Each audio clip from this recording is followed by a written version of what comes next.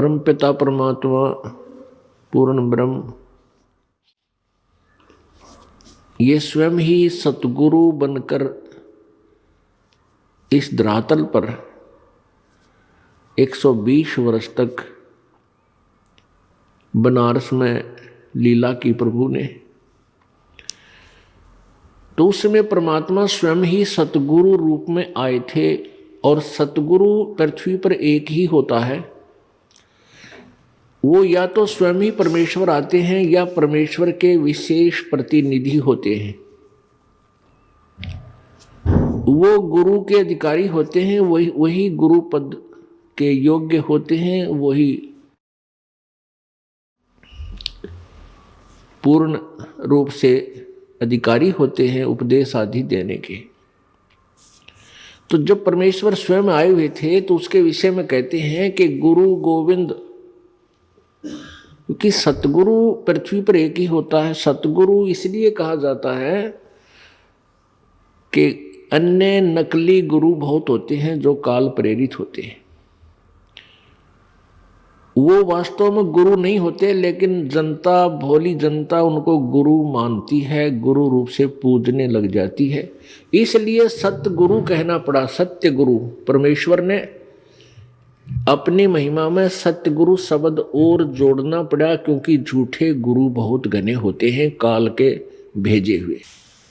तो यहाँ उसी के बारे में परमेश्वर कह रहे हैं, गुरु बड़े गोविंद से मन में देख विचार, हरि सुमरे सो वार है, गुरु सुमरे हो पार। अब जैसे परमेश्वर कबीर जी आए हुए थे 600 वर्ष पहले, वो परमात्मा थे लेकिन सतगुरु रूप में विद्यमान थे। अब हम पहले जो हरि हरि राम राम भगवान भगवान करते फिरते थे, कोई लाभ नहीं हो रहा था। सभी देवी देवताओं को पूजते थे, मंदिर मस्जिदों पहाड़ों पर भी जाते थे, तीर्थों पर जाते थे, हमें कोई लाभ नहीं हुआ। और जिस समय हम उस परमात्मा सद्गुरु रूप में प्रगट प्रभु के पास जाते थे, जाते ही हमें लाभ हो जाता था। और फिर वो अपने ही प्राप्ति का यानी सतलोक स्थायी स्थान देने के लिए जो विधि बताते थे, उस साधना के करने से हम पार हुए। तो क्या बताते हैं, गुरु बड़े गोविंद से मन में देख विचार। अब सतगुरु यानी गुरु शब्द बहुत है। यदि नकली गुरु ना हो तो सतगुरु शब्द की भी आवश्यकता नहीं पड़े, यदि गुरु पूर्ण हो। तो यहां परमात्मा कहते हैं वो गुरु या सतगुरु रूप जो एक ही है, वो गुरु बड़े गोविंद से, नकली गुरुओं के ऊपर लागू नहीं होती। लेकिन परमात्मा की इस वाणियों को इन नकली गुरुओं ने अपनी रोजी रोटी के लिए अपने ऊपर लगा करके भोली आत्माओं को पीछे लगा लिया। अब ये काल का भयंकर जाल है पुण्यात्माओं। परमात्मा स्वयं ही आकर के इस काल के जाल को यथार्थ रूप में हमारे सामने प्रकट करते हैं। तो यहाँ क्या बताया है कि गुरु बड़े गोविंद से मन में देख विचार, हरि सुमरे सो वार है। वार माने काल के जाल में उरली ओढ़ इसी तरफ, और गुरु सुमरे हुए पार। जो जैसे सतगुरु आए हैं, परमात्मा आए हुए थे, जिन्होंने अपने परमात्मा कबीर जी में रुचि की, उन्हीं के ऊपर आश्रित रहे, तो वो पार हुए। और जो सतगुरु छोड़कर भगवान भगवान राम राम कृष्ण कृष्ण राधे श्याम ऐसे रट लगाते फिरते थे, वो वार ही रह गए, क्योंकि उनको यथार्थ ज्ञान नहीं हुआ। अब परमात्मा क्या बताते हैं, आपकी ऐसी श्रद्धा होनी चाहिए ऐसे गुरु में। जय इब के सतगुरु मिले, जय इब के सतगुरु मिले, सब दुख आखुरो, चरणों ऊपर शीस धरूं, कहूं जो कहनी हो। कबीर साईं मिल लेंगे पूछेंगे कुशलात, आज अंत की सब कहूँ अपने दिल की बात। गुरु जी तुम ना भूलियो चाहे लाख लोग मिल जाही, हमसे तुमको बहुत है तुमसे हमको नहीं। कबीर तुमरे विसारे क्या बने, मैं किसकी शरण में जाऊं, शिव ब्रंच मुनि नारदा इनके हृदय भी न समाऊं। अब गुण किए तो बहुत किए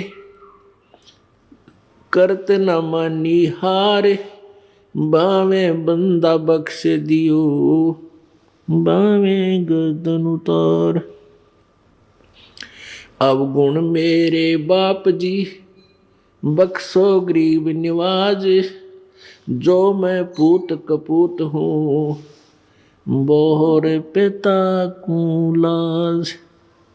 मैं अपराधी जन्म का नख सिख बरे विकार, तुम दाता दुख भंजना मेरी करो संभार।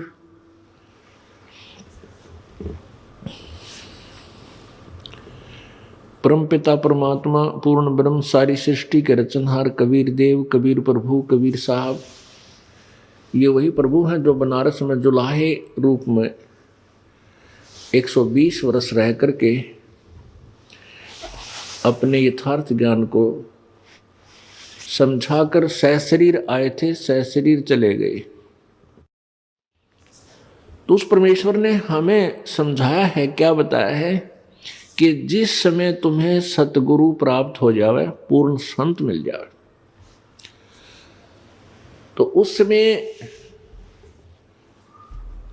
आपका कैसा भाव हो। भाई गुरु मानुष कर जानते, गुरु मानुष कर जानते, ते नर कहिए अंधे, ओए दुखी संसार में आग काल के फंद। अपने आत्मा जब परमात्मा आए थे वो तो भगवान थे ही, वो तो स्वयं परमेश्वर थे कबीर जी। अब वो परमेश्वर ना आकर के इस दास को भेज दिया अपना रिप्रेजेंटेटिव बना के, ना जाने इस दास में मालिक ने क्या देखा। यदि हम अपने अवगुणों को देखते हैं तो हमें, हमारे अंदर ऐसी कोई योग्यता नहीं थी कि ऐसे निर्मल भगवान की और ऐसे निर्मल ज्ञान की हम चर्चा कर सकें और जनता को बता सकें। लेकिन परमात्मा समर्थ है, वो जो चाहे सो कर सकते हैं। वो मिट्टी से सोना बना सकते हैं और एक अयोग्य व्यक्ति को वो योग्य भी बना सकते हैं अपना काम लेने के लिए। तो उस परमात्मा ने अपने इस दास को भेजा, तो ये क्या बताना चाहते हैं कि आपका भाव अपने सतगुरु के प्रति भगवान तुल्य हो तब आप सफल होंगे। अपने आत्माओं, अब तो ये दास बैठा है, यदि यहाँ परमात्मा इसी मानव शरीर तो है ही उनका, क्योंकि बनारस में 120 वर्ष रहे, और अब भी वो आ जाते। जो हम चित्र देखते हैं प्रभु का, ऐसा चित्र नहीं है। वो तो ना जाने कितने स्वरूप हैं उस मालिक के, वो किसी भी रूप में आकर के अपना ज्ञान बताता है, अपनी प्यारी आत्माओं को अपने चरणों में लगा के भक्ति करवा के सतलोक ले जाता है। अब आज हम भगवान की तलाश कर रहे हैं, और परमात्मा क्या अनमोल वस्तु है, क्या अनमोल है, कितना उसके अंदर गुण है। यदि आज हमें वो मिल जाए, आपके सामने आ जाए, तो आपकी क्या स्थिति होगी। एक बार सोचना, जो भक्त आत्माएं हैं गहराई से सोचे। अब जैसे भूखे को भोजन सामने मिल जाए और निर्धन को सामने धन की थैली नजर आवे, तो कैसी तड़फ होगी उसकी। प्यासे को पानी मिल जावे तो कैसी श्रद्धा करेगा, टूट कर पड़ेगा उसके ऊपर। धन है तो ठाकर सीने का यूं देख कर भाग लेगा, छुपा जो कि तो इसने कोई देख ना ले। और सामने भोजन है तो ऐसी सब टूट के पड़ जाएगा, फटाफट खाएगा, अपनी जान बचाएगा। ऐसे ही हमें जब परमात्मा आज मिल जाए, आपके सामने आ जाए, क्योंकि हम उसी की तलाश में तो भटक रहे हैं, तो आपकी कैसी श्रद्धा होगी ये आप अपने अपने स्तर से सोच सकते हैं। अब वो भगवान यहां आ जाए, अरदास के स्थान पर बैठकर सत्संग करने लग जाए, क्योंकि ज्ञान तो देना ही पड़ेगा उन्होंने, तो आपकी कैसी भावना होगी। आंखों में आंसू हो, हृदय में प्यार हो, और कोई भी अवगुण हम भगवान में देख नहीं सकते, क्योंकि भगवान में अवगुण होता ही नहीं। तो यहां हम इसी दृष्टिकोण से परमात्मा के भेजे हुए इस दास को आपने ऐसे ही देखना है, ऐसे विचार रखने, ताकि आपकी आत्मा परमात्मा पाने योग्य बनी रहेगी, उसमें मैल नहीं आवेगा। अब जैसे हमने परमात्मा पाना है तो गुरु जी को भगवान स्वीकार करना होगा। परमात्मा को एज ए गॉड ट्रीट करना पड़ेगा, तब ही हम निर्मल होंगे, हमारे अंदर आधीनी श्रद्धा बनी रहेगी। अब एक गणित के अंदर एक प्रश्न आता है ऋण का, लोन का। उसमें क्या होता है कि मूल धन ज्ञात करना होता है, और वो मूल धन लाखों और करोड़ों की संख्या का होता है। उस लाखों करोड़ों की संख्या के मूल धन, मूल राशि को ज्ञात करने के लिए, प्राप्त करने के लिए हमने सपोज करना पड़ता है, मानना पड़ता है। मान लीजिए मूल धन 100 रुपये।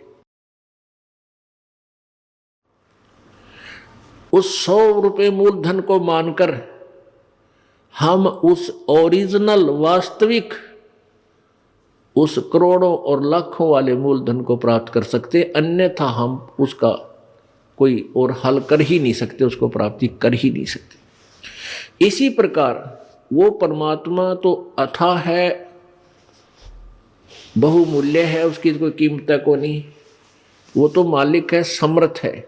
उस समर्थ भगवान को पाने के लिए हमने गुरुजी को मानना पड़ेगा। ये भगवान मान लो, गुरुजी भगवान परमात्मा। तो इस दास को यानी अपने गुरुजी को परमात्मा मानने से एक छोटी सी राशि है 100 रुपये लाखों और करोड़ों की तुलना में, फिर भी उसके बिना वो लाखों और करोड़ों वाला मूलधन आपको प्राप्त नहीं हो सकता, कभी नहीं हो सकता। आप जी ने अपने गुरुजी को भगवान मान लेना चाहिए। और भगवान मानने के बाद फिर हमारी कैसी प्रक्रिया उनके सामने होगी। सामने भगवान खड़े हो तो आप क्या झूठ बोल दोगे? आप क्या जैसे कोई मर्यादा तोड़ के आया हुआ है, भाई शराब पी ली आदि था, बीड़ी पी गया या कोई और आन उपासना कर ली, किसी भी कारण से नाम खंडित किया है, यानी भक्ति मार्ग से भ्रष्ट हुआ है, और फिर यहाँ आता है। एक दो भक्त देखे हैं, जर्दा खाते हैं, तम्बाकू खाते हैं, बीड़ी भी पीते हैं, और यानी मर्यादा को भंग भी करते हैं और आश्रम में आते रहते हैं। तो उनको ये सोचना चाहिए कि आप कहाँ जा रहे हो? गुरुजी भगवान के पास जा रहे हैं। और परमात्मा अंतर्यामी होता है, सारी देख लेता अंदर से। ऐसे आपके मन में ये भावना होनी चाहिए। तो फिर आप जब गुरुजी को भगवान मान कर जाओगे तो आपके हृदय में ये भी होगा कि परमात्मा अंतर्यामी है और तेरे अंदर के दोष से परिचित है, इसलिए अपने दोष को उजागर कर दूं, बता दूं, उसका समाधान हो जाएगा, उसको दोबारा उपदेश दे दिया जाएगा। नहीं तो आता रहेगा, जाता रहेगा, व्यर्थ में अपना पैर घिसाई करता है, या कोई लाभ उस व्यक्ति को नहीं होगा। ये एक खेल का मैदान है, ये परमात्मा वाला अखाड़ा है, ये खेल का मैदान है। जैसे बच्चा खिलाड़ी खेल में सेलेक्ट होता है, और सिलेक्ट होने के बाद उसको मर्यादा बताई जाती है कि तुम ये फाउल हो जाएगा यदि तुमने ऐसा किया तो। और वो खिलाड़ी फाउल हो जाता है, कोई नियम तोड़ देता है, उसको फाउल कर देते, बाहर निकाल देते हैं। इसी प्रकार आप जो मर्यादा भंग कर दोगे आप फाउल होगे, फाउल होगे तो आप वार कर दिए। और परमात्मा का ऑटोमेटिक संकेत है, वो ऑटोमेटिकली यानी स्वतः आप परमात्मा के मार्ग से दूर हो जाओगे, फिर आपको कोई लाभ नहीं होना। तो क्या बताते हैं प्रभु हमारे लिए, ये अमृतवाणी छोड़कर गए हैं, गुरु मानुष कर जानते ते नर कहिए अंध, होए दुखी संसार में आगे काल के फंद। गुरु गोविंद दोनों खड़े किसके लागू पाए, बलिहारी गुरु आपना जिन गोविंद दियो मिलाए। अब देखो कितनी प्यारी वाणी है परमात्मा की। इसको समझना है कि एक तरफ गुरुजी खड़े हैं, दूसरी तरफ भगवान, आप किसके चरणों में लगोगे। स्वयं ही उसका उत्तर भी दिया है कि मैं तो अपने गुरुजी के चरणों में लगूंगा, क्योंकि उन्होंने ही मुझे भगवान मिलाया है। गुरुजी नहीं होते तो भगवान शोकोश था मेरे तक। अब जैसे एक एग्जाम्पल देते हैं, उदाहरण आपको देते हैं, जैसे हमने जल को समझ लिए भगवान, एक प्यासे को जल की आवश्यकता है, तो हम प्यासे हैं प्रभु के, हमें उस प्रभु रूपी जल की आवश्यकता है। तो जल तो समझो भगवान, और एंड पंप समझो गुरु। एंड पंप जो नल होता है, जैसे हाथ से चलाते हैं उसको समझो एक, ये तो हमारे गुरु हैं, और उन्होंने पानी मिला दिया, हमें पानी प्राप्त करा दिया। तो पुण्यात्मा परमात्मा कहते हैं, कबीर हरि के रूठता गुरु की शरण में जावे, कहे कबीर गुरु रूठ गए तो हर ना होत सहाय। अब पुण्यात्माओं, जैसे जिस प्राणी के पुण्य अधिक होते हैं तो वो सुखी नजर आता है, उसकी बढ़िया नौकरी भी होती है, व्यवसाय अच्छा होता है, या अपना कोई कार्य बहुत अच्छा होता है, बच्चे भी ठीक हैं, अच्छा उसका जो है ठीक व्यवस्था बनी हुई है, तो सब ये कहते हैं भाई इसका राम राज्य है, इसका भगवान प्रसन्न है इसके ऊपर। और जिसके ऊपर आपत्तियों पर आपत्ति आ रही है वो स्वयं कहता है कि मेरा राम रूठ गया, मेरा भगवान रुष्ट हो गया, मेरा भगवान रुस गया, इसलिए मेरे ऊपर दुख आ रहे। तो पुण्यात्माओं, पुण्य से सुख होता है और पाप से दुख होता है। जिस व्यक्ति के पुण्य समाप्त हो गए और पाप बढ़ गए उसको दुख शुरू हो गया। आपके पुण्य अक्षीण होने से आपको दुख शुरू हो गया। आप कहीं कार्य कर रहे हो खेतों में, आप एक मटका पानी का घड़ा भर के ले गए और वो पी लिया, समाप्त हो गया। आपको पानी की आवश्यकता पड़ी, पानी जल के अभाव से आपको कष्ट शुरू हुआ, आप कहाँ जाओगे? हैंड पंप पर जाओगे और फिर हैंड पंप की सेवा करके, यानी एक मजदूरी करके, और फिर जल फिर भर लाओगे। आप फिर उस जल के अभाव से दुखी थे, जल प्राप्त हो गया, फिर सुखी हुए। जब आपके पुण्य खत्म हो गए, आपका राम रुस गया, आपका भगवान रुष्ट हो गया, आपत्तियां शुरू होगी। उसका क्या समाधान है? कबीर हरि के रूठत्या गुरु की शरण में जावे, कहे कबीर गुरु रूठ गए तो हर ना करे सहाय। आपका राम रूठ गया, आपका भगवान रुष्ट हो गया, आपके पुण्य समाप्त हो गए, आप दुखी हुए। गुरु रूपी हैंडपंप के पास जाओ और उनकी सेवा करो, वहां से पुण्य फिर भर लाओ, फिर सुखी हो जाओगे। यदि आपने हैंड पंप ही खराब कर लिया, वो ही तोड़ दी उसकी हथली हथी, तो आपको जल नहीं मिलेगा। यानी आपके गुरुजी रुष्ट हो गए तो भगवान मदद नहीं करेगा, वहीं से कनेक्शन कट जाएगा। उससे पहले जितना जल आपको प्राप्त हो गया उसको कितने दिन पी लियो। आप जब इस गुरुजी दास के शरण में आते हो, उस मान लिए कोई 1 वर्ष, कोई 2 वर्ष, कोई 4 वर्ष अपनी साधना करते इस दास के बताए हुए, उससे आपको पुण्य प्राप्त हो जाती है। और फिर किसी भी कारण से आपका दुर्भाग्य उदय होता है, आप यहाँ से कट ऑफ हो जाते हैं, तो आपके या आप कोई मर्यादा भंग कर देते हो, तो आपके गुरुजी रुष्ट हो गए। गुरुजी रुष्ट हो गए तो वो हैंडपंप खराब हो गया। जितना जल तुझे प्राप्त हो चुका, यानी जो पुण्य तुझे मिल चुके, वो हो सकता है आपके काफी समय तक चल सकते हैं, लेकिन जब वो क्षीण हो जाएंगे फिर आपकी दुर्गति प्रारंभ हो जाएगी। इसलिए हमने इस आध्यात्मिक मार्ग को बहुत ही जो है सूक्ष्म दृष्टि से देखना है, बहुत गहराई से सोचना है इसके ऊपर, और प्रत्येक पहलू पर विचार करके फिर इस सफर को तय करना है। परमात्मा क्या बताते हैं फिर सुनो। कबीर गुरु गोविंद दोनों खड़े, किसके लागू पाए, बलिहारी गुरु अपना जिन गोविंद दियो मिलाए। हैंड पंप और जल का उदाहरण, गुरुजी को ही हमने प्रसन्न रखना है, भगवान प्रसन्न आप रहेगा। क्योंकि परमात्मा उस दास गुरुजी के ऊपर वो खुश होता है, प्रसन्न होता है, वो उसका कृपा पात्र होता है। और आप उस गुरुजी की मर्यादा में चलते हो तो परमात्मा प्रसन्न रहता है, आपको प्रॉपर लाभ देता रहेगा।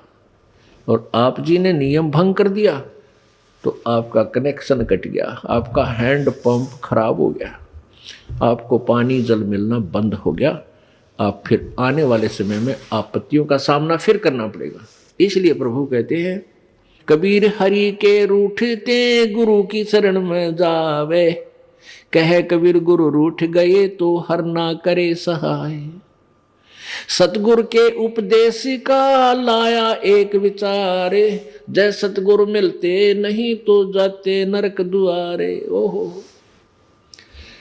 परमात्मा कहते हैं सतगुरु का, सतगुरु यानी पूरे गुरु से लिए उपदेश लेने के बाद अब हमने विचार आया, इस पर गहराई से सोचा कि जय सतगुरु मिलते नहीं, जाते नरक द्वार, और नरक द्वार में दूत सब फिर करते खेचा ताण, उनसे कभू न छूटता और फिरता चारों खान।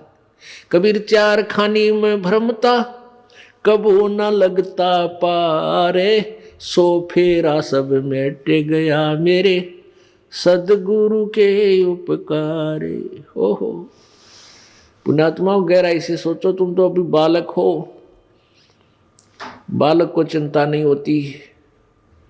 आप मरीज हो, डॉक्टर को पता होता है कि इसको क्या भयंकर बीमारी है, और इस औषधि से ये सब रोग कट के इसकी जान बच जाएगी। तो परमात्मा कहते हैं तुम्हारे साथ क्या दुर्गति होती यदि सतगुरु नहीं मिलते, सच्चे गुरु नहीं मिलते। सतगुरु के उपदेश का लाया एक विचार, ओहो जय सतगुरु मिलते नहीं हम जाते नरक द्वार। नरक द्वार में दूत सब करते खेचा ताण। जैसे यहां से प्राणी जब शरीर छोड़ जाता है, जब तक सतगुरु नहीं मिलते तो ये मनुष्य शरीरधारी प्राणी निरे पाप कमावे, पुण्य तो कर ही नहीं सकता, हो ही नहीं सकता। क्योंकि जो साधना करता है वो शास्त्र विरुद्ध, वो दोष है। गीता जी अध्याय नंबर 16 के श्लोक नंबर 23 में कहा है कि शास्त्र विधि को त्याग कर जो मनमानी पूजा करते हैं, मनमाना आचरण करते हैं, उनको न तो कोई सिद्धि प्राप्त होती है, ना कोई सुख होता है, ना उनकी गति होती है। फिर इससे सिद्ध है कि यूजलेस। और परमात्मा क्या कहते हैं कबीर भगवान अपनी अमृत वाणी में, उस सच्चिदानंद घन की वाणी में परमात्मा कहते हैं 100 वर्ष सतगुरु की पूजा, एक दिन आन उपासी, वो अपराधी आत्मा भाई पड़े काल की फांसी। ओए होए 100 वर्ष तक तो गुरुजी दो सतगुरु के द्वारा दिए गए उपदेश के आधार से साधना कर लीजिए, और एक दिन आन उपासी यानी आन उपासना मीन शास्त्र विधि को त्याग कर मनमाना आचरण, और वो अपराधी आत्मा होए होए यानी शास्त्र विधि सदगुरु के पूर्ण संत से उपदेश लेकर के जो साधना कर रहे हैं वो तो शास्त्र अनुसार कर रहे हैं, और इसके विपरीत जो साधनाएं करते हैं तो वो अपराधी बताए भगवान ने। आन उपासना शास्त्र विधि त्याग का मनमानी पूजाएं आन उपासना होती है। 100 वर्ष सतगुरु की पूजा, एक दिन आन उपासी, वो अपराधी आत्मा फिर पड़े काल की फांसी। ओए होए तो इसलिए प्रभु कहते हैं कि जब तुम सदगुरु के अतिरिक्त कोई भी साधना करते हो वो तो अपराध है, वो तो पुण्य है ही नहीं। इसलिए आप पुण्य तो कमा नहीं रहे, बन नहीं रहे, आपके पाप बन रहे हैं। तो पाप के आधार से नरक जाते, नरक में ऐसे ठोकते हैं जैसे डंगरों को लठ मार मार कर और फाटक में बंद करते हैं, वो वापस भागते हैं और लठ मार कर उसको जबरदस्ती उसके अंदर ठोक देते हैं। ऐसे ही आपको नरक में जब डाला जाएगा वापस भागने की चेष्टा करते हैं, और यम के दूत उनके से मोगरे मारते हैं, पीछे तक कितना लागो, शर्म लागो, आंख फूटो, कड़म लागो, और जबरदस्ती उसके नरक में ठोक देते हैं। तो वो खेचातान, वो बाजे, वो लठ मारे, आंग ठोके, तो कहते हैं नरक द्वार में दूत सब फिर करते खेचातान, और उनसे कभू ना छूटता फिर फिरता चारों खान। चार खानी यानी 1,84,00,000 योनियों के प्राणियों की योनियों में कष्ट उठाना।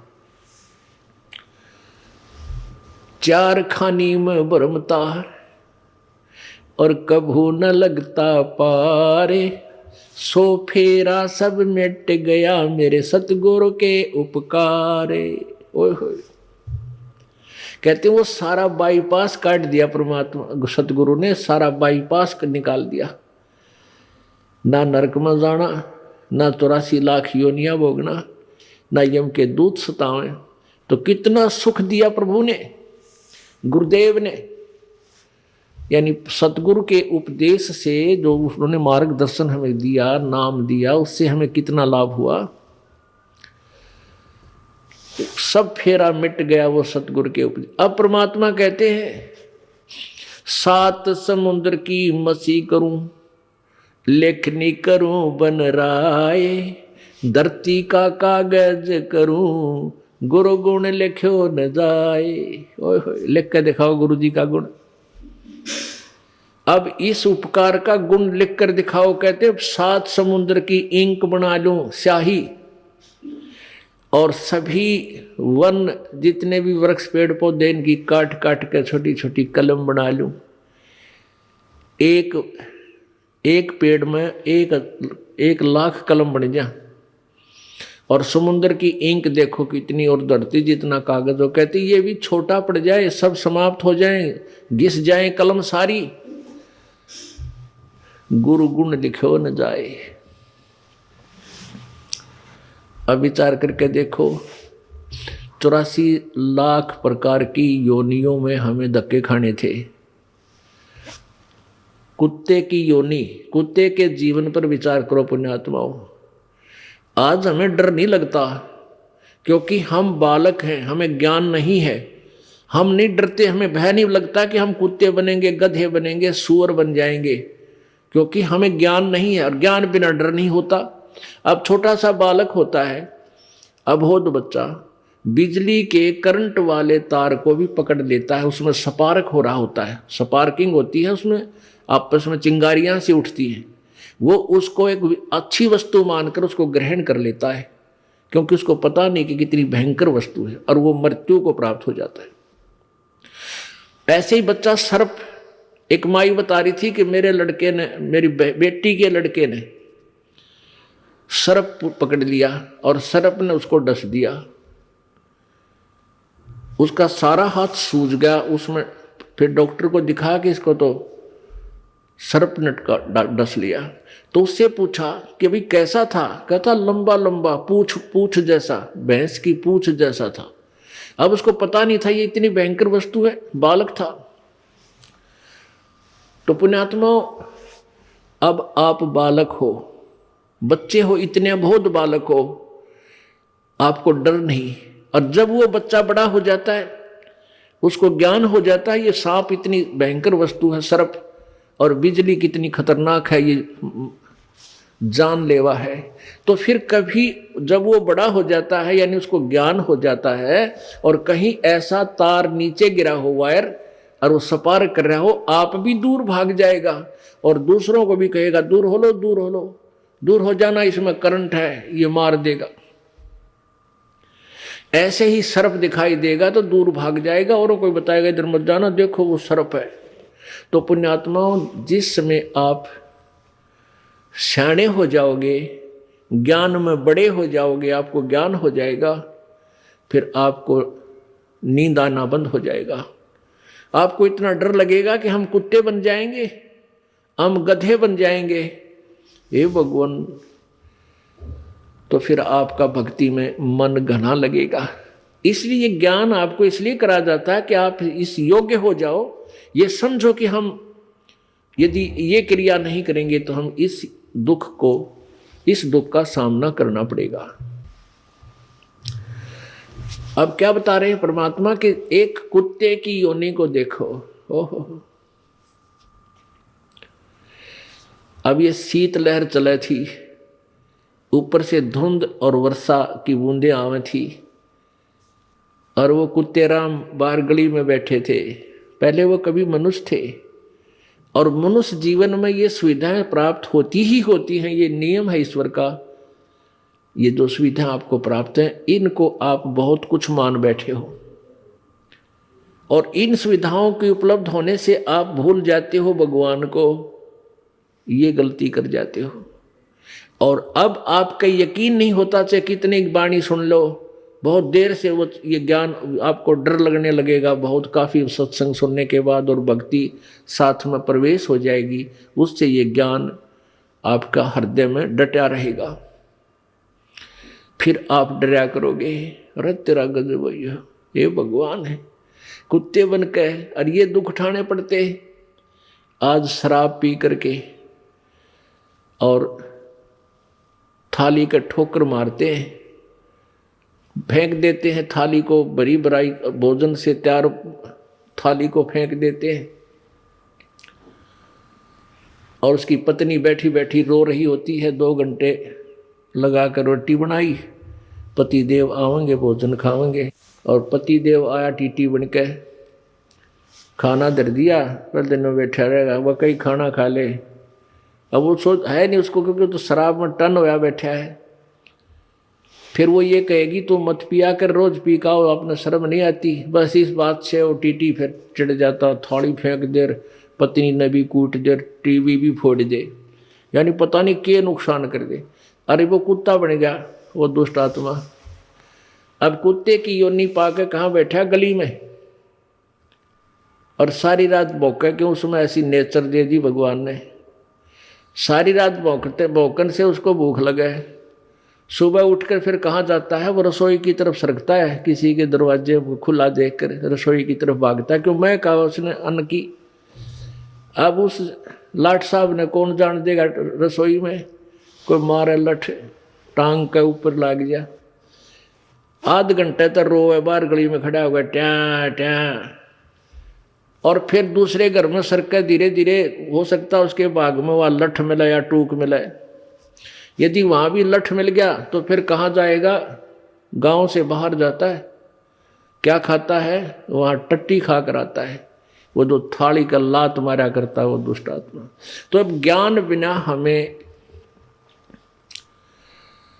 ऐसा लगता है कि शायद हम कुत्ते गधे नहीं बनेंगे, हमारी नए मौज रहेगी। परमात्मा कहते हैं तू जाने तेरी ऐसे निभाएगी, ये तो हरदम लेखा वरना रे। छोटे बालक थे, कोई चिंता नहीं थी, कूदते फिरो थे, हैं कोई, और फिर जवान हो गए, रोजी रोटी की चिंता बनी।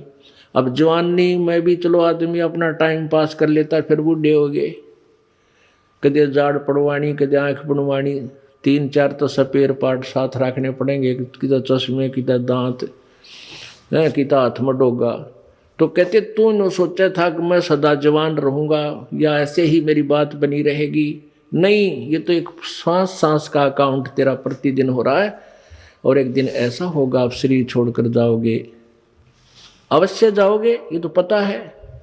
और फिर जिन्होंने पुण्य नहीं किए, सतगुरु का संग नहीं किया, वो फिर 84 लाख योनियों में धक्के खाएंगे।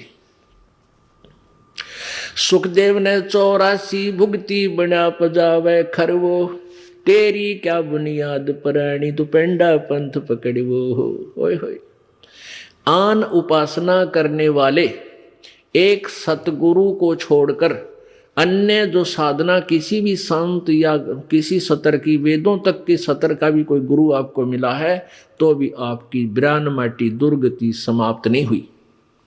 क्या बताते हैं, सुखदेव ने 84 भुगती बना पजावे खरवो, तेरी क्या बुनियाद पराणी तो पेंडा पंथ पकड़वो। सुखदेव जैसे ऋषि, उन्होंने भी 84 लाख योनियों को भोगना पड़ा, क्योंकि उनको सतगुरु नहीं मिले, ये मार्ग नहीं मिला, ये पेड़ा नहीं मिला। क्या बताते हैं, कोट जन्म तन भरमत हो गए, कुछ ना हाथ लग्या रे, कुकर सुकर खरबा बोरे, कौआ हंस बुगारे। कोट जन्म तू राजा की, ना मिटी न मन की आशा, भिक्षुक होकर दर दर घूम लिया, मिला न निर्गुण रासा। अब क्या बताते हैं कबीर परमेश्वर कि एक पूर्ण संत ना मिलने से, पूर्ण संत ना मिलने से आप अन्य साधना करके, जैसे वो वेदों अनुसार साधना, कोई अच्छा ऋषि संत मिल गया, वो भी गुरु बनाने पड़ते हैं, ओम नाम का जाप किया और अच्छे पुण्य किए, उसके आधार से कहाँ तक पहुँच जाते हो आप, ब्रह्मा विष्णु महेश तक की पदवी भी प्राप्त कर सकते हो, देवता की पदवी भी प्राप्त कर सकते हो। वरुण जल का देवता, कुबेर धन का देवता यानी वित्त मंत्री, इन पदवियों को भी तू प्राप्त कर सकता है। लेकिन फिर 84 लाख योनियों में भी आपको जाना ही पड़ेगा। कहते हैं भिक्षुक होके दर दर घूमिया और मिला न निर्गुण रासा। भिक्षुक होके, जैसे किसी को प्रेरणा हुई पुण्यात्मा को, घर त्याग दिया, जंगल में जा बैठा। वहां से क्या करते थे कि जंगल से गांव में आते थे, नगर में, वहां से एक बार भिक्षा मांग लेंगे और शाम न खा ली और सुबह भी वही रख दी, सुबह बासी जैसी मिली वो खा ली, और फिर भी बच गई तो उसको कहते सुखा लेते थे। शाम ने फिर उसी में थोड़ा बहुत खा के काम चला लिया। इतनी साधना भी की कि कहीं तेरी भक्ति में बाधा ना पड़े, थोड़ा खा करके अपनी भक्ति करता रहो। उस भक्ति के आधार से इतने इंद्र कुबेर ईश की पदवी, स्वर्ग का राजा इंद्र भी बन गया तू। लेकिन ये जन्म मृत्यु और 84 लाख योनियों का तेरा कष्ट मिटा नहीं, क्योंकि तुझे वो मार्ग नहीं मिला।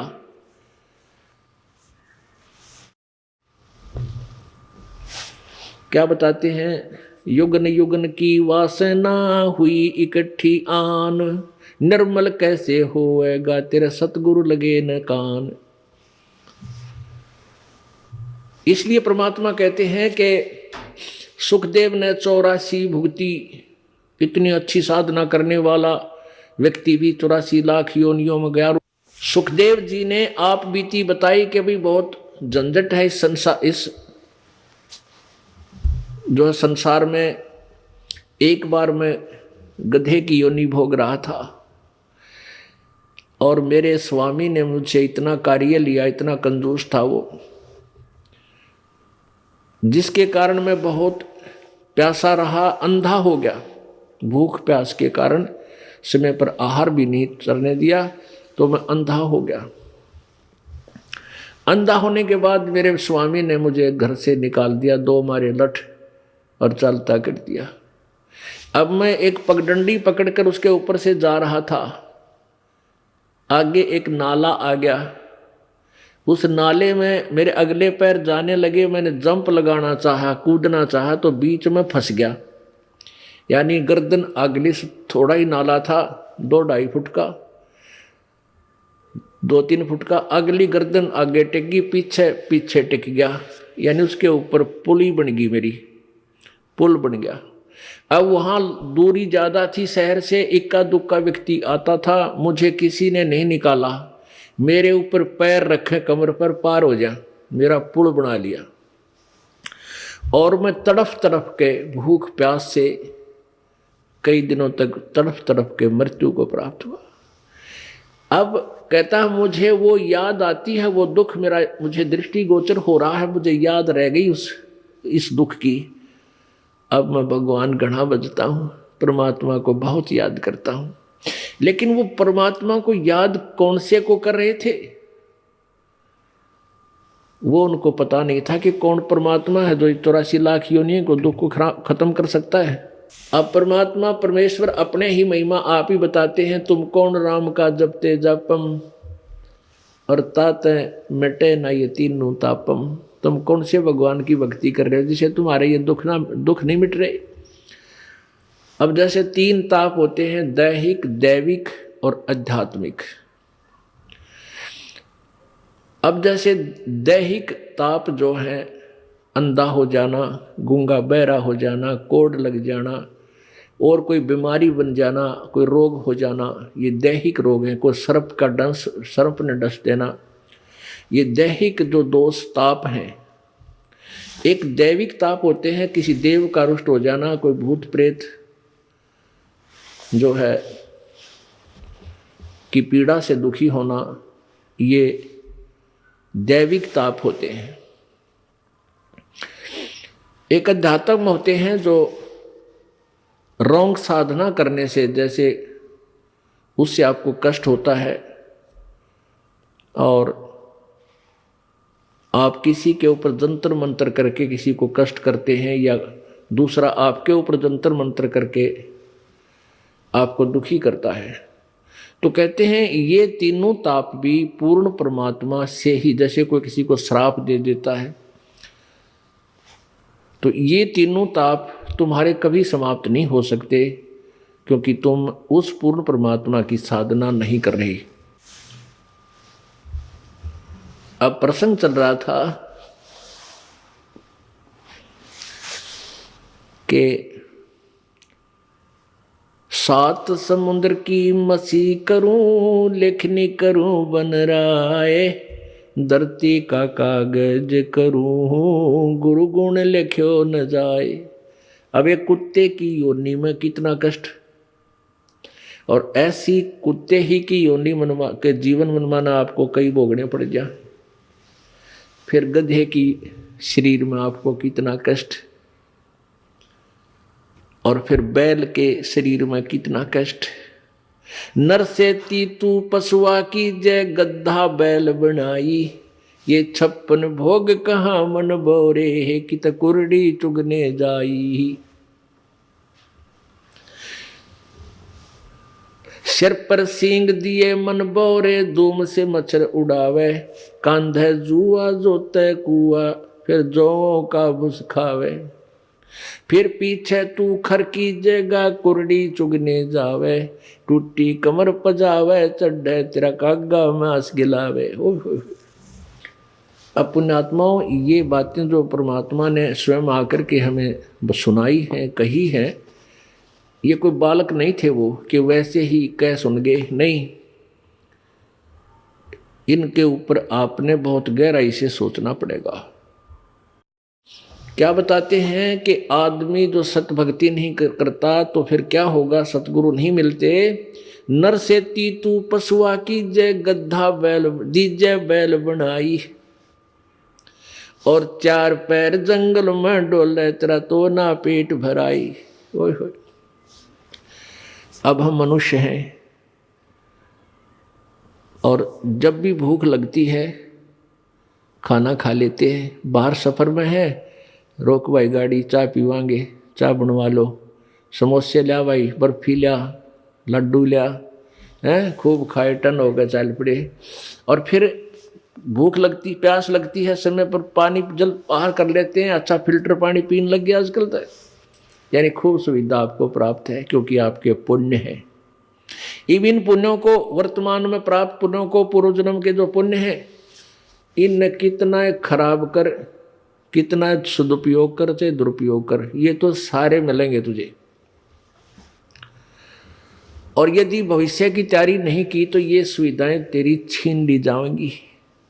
भविष्य की तैयारी कैसी होगी वो विधि बताई जाती है कि पूर्ण गुरु के बिना कोई भी भक्ति साधन आपका सफल नहीं हो सकता। कोई भी भक्ति सफल नहीं हो सकती। पूर्ण गुरु की तलाश करो, उनके मर्यादा में रहो, आपका जीवन गारंटीड सफल होगा। ये नियम है, मालूम का अवश्य होगा। और ऐसा ना करने से तो क्या कष्ट होगा। नर से तू पशुआ की जय दीजय बैल बनाए, चार पहर जंगल में डोले तेरा तो ना पेट भरे। इस दास का जन्म किसान परिवार में हुआ और खूब परिचित हम बहल के जीवन से। अब क्योंकि परमात्मा के रोशनी में दिखाई देने लगा कि वो कितना दुखी हुआ होता है ये प्राणी। अब बैल बन गया, भूख लगी है, मुंह का बोल के नहीं सुना सकता, प्यास लगी है, मुख से बोलकर नहीं बता सकता। एक समय हमारे एक बैल था, हम छोटे से थे। उस बैल के पिछले पैरों के खुरों के बीच में एक कील लगी, एक इतनी लंबा लोहे की कील थी और वो पिछले पैर में घुस गई। सुबह अंधेरे में हाली लेकर गया था खेतों में, तो किसी ने वो कील कंडम समझ के गली में फेंक दी और वो बैल के पैर में चल गई। अब बैल डले पत्थर कंकर लग के वो अंदर घुस गई, कती ऊपर कुछ नहीं दिखे और पैर से बैल लंग करने लगा, लंगड़ाने लगा। तो आली आपस में ये विचार किया करते थे, अभी बैल के कभी ऐसे लंग हो जाती है तो क्या बताया करते कि उसको रोकना नहीं चाहिए, बैल को काम लेते रहना चाहिए, क्योंकि उसकी नस पर नस चढ़ गई है और नस पे नस चढ़ जाने से, रोक देने से वो ज़्यादा हानि होती है, चलते रहने से वो ठीक हो जाता है। इस दृष्टिकोण से हाली ने सोचा कि इस कैर नस पे नस चढ़ गई, पैर की नाड़ी पर नाड़ी चढ़ गई और इसको चलाते रहना। शाम तक चलाते रहा, बैल ने ना चारा चरा ना जल पिया और शाम तक पैर सूज गया, सोजन आ गई। शाम ने आके खड़ा हो गया, एक 3 पैरों से चल रहा बेचारा, आते ही बैठ गया, सुबह उठा नहीं, इतनी पीड़ा थी उसको। अब पहले पुराने समय में 40 वर्ष पहले एक ऐसे ही वहाँ ट्रीटमेंट होया करते गाँव में। कोई व्यक्ति बुलाया, उसने कहा कि इसके गोड्डे में बा आ गया घुटने पे, वहाँ गर्म पट्टी जैसा भी उसकी औषधि थी वह तैयार, उसकी ट्रीटमेंट शुरू कर दिया। अब कील लग रही पैर में, घुटने उस खुरों में, और ट्रीटमेंट हो रहा घुटने का। अब वो बोल के नहीं बता पा रहा मेरा पीड़ा कहाँ है। और जब वो मनुष्य शरीर में होगा, वो खूब आंडी पाक रहा था, अन्यों कहता होगा कि उसने देखा भगवान, देखी जाएगी, फिर देख, फिर क्या देखेगा, गधा बने पाछे, बैल बने पाछे। अब क्या तू क्या देखेगा, हमने तो अब देखना है जो मनुष्य शरीर है, और संतों की वाणी पर अटल विश्वास करके अपना कल्याण करवा लेंगे तो जान बचेगी। 1 महीने के तक वो बैल सूख गया, चारा भी छोड़ दिया उसने, खाना थोड़ा बहुत खावे कभी ना खाए, पीड़ा में, और ये बता नहीं पा रहा मेरा पीड़ा है कहाँ। वो अपने आप पक के, वो कील जहाँ लगी थी अपने आप पक के फूटा, उसमें से मवाद निकलन लगा। जब ध्यान गया को हो रहे तेरे की, इसके तो खुरों में कोई गड़बड़ है। फिर उसमें हाथ पर छेड़ा छाड़ी करी, एक व्यक्ति बुलाया, उसने औजार से देखा अगर इसमें कील लगी है, वह कील पर निकाली, इतनी लंबी निकली, तब वो बैल स्वस्थ हुआ। तो पुण्यात्माओं, उस नालायक ने सोची भी ना थी कभी तेरी ये दुर्गति हो जाएगी। लेकिन ठीक है, हमें ना पता हो पर संत बतावें, सतगुरु बतावें आकर के, सब सदग्रंथ गुणगावें, तो विचार हमने करना चाहिए। तो ऐसा दुख फिर क्या बताते हैं कि सिर पर सींग दिए मन, 4 पहर जंगल में डोला तेरा तो ना उधर बरे। अब तो समय मिलते ही, भूख लगते ही खाना खा लेते हैं। अब परमात्मा का भंडारा चलता है यहाँ पर फ्री ऑफ कॉस्ट है। कितनी बार भोजन पाओ, दिल करे जब चाह की भरा कप पर बैठ कर पीने लग जा। कहीं भी आप घर पे हो, भूख लगती है तभी कहते हो रोटी लाओ, खाना भूख लगी है, चाय बना लो, चाय पी ले, दूध ले आओ हैं। और कोई त्यौहार है, ब्याह शादी है, लाडू बर्फी जलेबी खूब डट कर खाओ। लेकिन परमात्मा कहते हैं फिर इस भक्ति ना करने से, सदगुरु की शरण में ना जाने से, नर से तीतू पशुआ कीजय, दीजय बैल बनाए, 4 पहर जंगल में डोले तेरा तो ना पेट भराए। ओह, 4 पहर यानी सुबह से लेकर शाम तक। सुबह 6 बजे ले जाते थे, शाम को 6 बजे, 12 घंटे खेत में रहेगा तेरा तो पेट नहीं भरा, क्योंकि भूख लगी होगी। आसपास हरी भरी घास और खेती होगी जो उसका आहार है बैल का, लेकिन वो खा नहीं सकता क्योंकि हाथ में लठ आली के मालिक के कड़म मारे, जाके चरने की चेष्टा करेगा तो खाने की। समय पर पानी मिलेगा 2 टाइम मुश्किल से, प्यासा मर चाहे भूखा मर। पुण्यात्माओं, अब ये सतगुरु का गुण लिखने लग जाओ, आप कितने, एक कुत्ते के जीवन को लिखो, फिर गधे के जीवन को लिखो, फिर बैल के जीवन में क्या क्या कष्ट आते हैं वो लिखो। और चीटी हाथी 84 लाख कहते हैं, इन सब से बाईपास निकाला मेरे सतगुरु ने। फिर क्या बताते हैं कि सिर पर सींग दिए मन बौरे, और दूम या पूछ होती है, पूछड़, इस पूछड़ ते मच्छर हटा। अब जैसे आज वर्तमान में तो बहुत सुविधा होगी, ये ऑल आउट लगा लेते हैं भाई, मच्छरदानी ला ली मच्छरों से बचने के लिए, और गर्मी से बचने के लिए पंखा, कूलर, एसी, पता नहीं कितनी व्यवस्था होगी आज। और परमात्मा बंदी छोड़ बताते हैं कि यदि तूने मालिक याद नहीं किया, सिर पे सींग दिए मन बौरे, और एक धूम तो मच्छर उड़ा। अब वो धूम है ना तेरी, वो तो तेरा कूलर, और वो ही तेरा पंखा, और वह मच्छरदानी। और एक आधे कर्महीन की वह धूम भी कट जाती है, कीड़े पड़ जाए उसमें, वह काटनी पड़े, वह रह जाती है फिर 8-9 इंच की। और फिर उसने ऐसे करता बैठा बैठा, वो सुविधा भी छीन कर्महीन प्राणी की कि थोड़ी बहुत लंबी धूम होती तो मच्छर उठा लेता थोड़े बहुत। अब कर्महीन के वह धूम भी कट गई। तो जितने पाप करेंगे हम, उसी की एवरेज में, उसी की रेशो में, प्रत्येक योनि में उतना ही कष्ट। पहले तो गधा और ऊपर तो अंधा, तो कितने पाप किए होंगे उस प्राणी ने। फिर बैल और धूम कट गई, वो मच्छर भी ना हटा सकता, मक्खी भी ना उड़ा सकता, थोड़ी बहुत कुछ सहयोग था वो भी खत्म हुआ। तो पुण्यात्माओं, इनको घनी गहराई से सोचो और फिर भगवान और गुरु जी की तुलना करो कि हम कितना बाईपास चल रहे हैं। फिर क्या बताते हैं, कंध जुआ जो तैकू कंधों का भुस खावे। ओहो,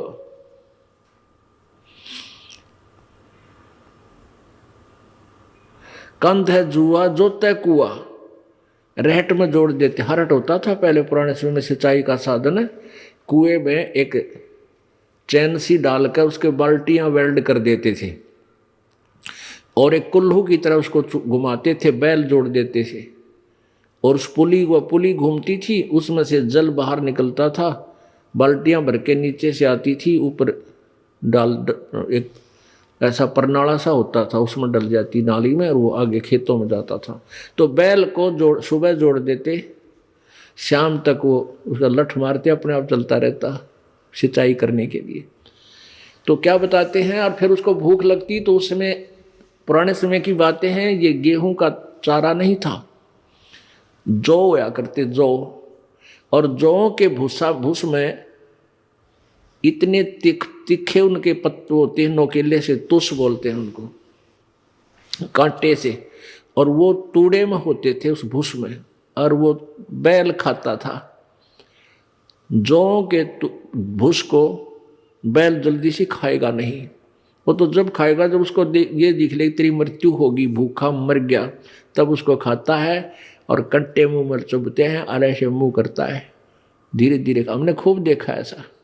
तो पुण्यात्माओं, वो दुख उस प्राणी ने कैसे ले लिया? क्योंकि सतगुरु शरण में नहीं गया। मनुष्य जब जीवन था वो भक्ति की को ना।